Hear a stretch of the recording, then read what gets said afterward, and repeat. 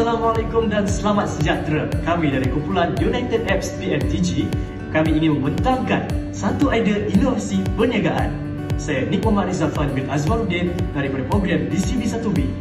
Idea yang kami ingin membentangkan ialah mengenai satu aplikasi bertajuk MyChal. MyChal ialah satu pertubuhan NGO yang telah ditubuhkan pada tahun 2020 dan didaftarkan pada tahun 2024. Ia bertujuan untuk memperkasa misi kemanusiaan terhadap kanak-kanak di peringkat antarabangsa. MyChal berdedikasi dalam memperluas bantuan kemanusiaan kepada kanak-kanak yang terpinggir mangsa penderaan dan membina rangkaian dengan organisasi antarabangsa demi memperjuangkan hak kanak-kanak.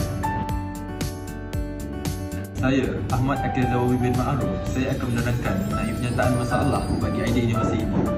Bagi sebuah pertubuhan kemanusiaan, salah satu cabaran terbesar yang dihadapi adalah mendapatkan dana yang mencukupi untuk mendukung misi dan aktiviti mereka. Terdapat banyak pertubuhan kemanusiaan yang beroperasi di seluruh dunia dan setiap satu berusaha untuk mendapatkan sokongan kewangan. Persaingan ini menyebabkan kesukaran bagi pertubuhan kecil untuk menarik perhatian penderma atau organisasi penyumbang yang besar. Aplikasi ini menjadikan platform untuk produk yang dihasilkan oleh komuniti tempatan, sukarelawan atau kerjasama dengan jenama yang mendukung misi kemanusiaan. Saya, Muhammad Akmal Najman bin Samsuri, akan menerangkan bagaimana produk ini berfungsi. Pengguna hanya perlu ke Shop Now, pilih produk yang dikehendaki dan terus hubungi pentadbir MyChal untuk membuat tempahan dan pembelian. Aplikasi berbentuk interaktif ini dibangun menggunakan platform GLIDE di mana elemen multimedia seperti teks, imej dan video telah digunakan untuk mencipta inovasi yang berstruktur dan menarik.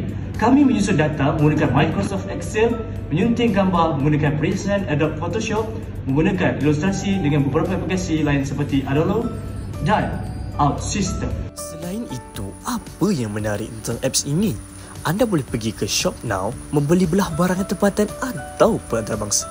Tekan barangan yang anda suka, lalu ketik kepada SMS ataupun nombor WhatsApp yang tersedia.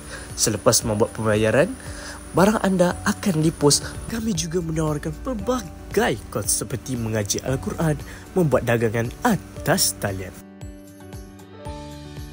Pengguna dari seluruh negara juga boleh terlibat, bukan sahaja pembeli atau peserta, malahan juga penyokong misi kemanusiaan.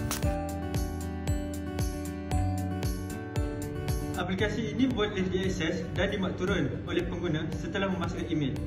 Satu kod akan diterima dan pengguna boleh menggunakan aplikasi ini sepenuhnya.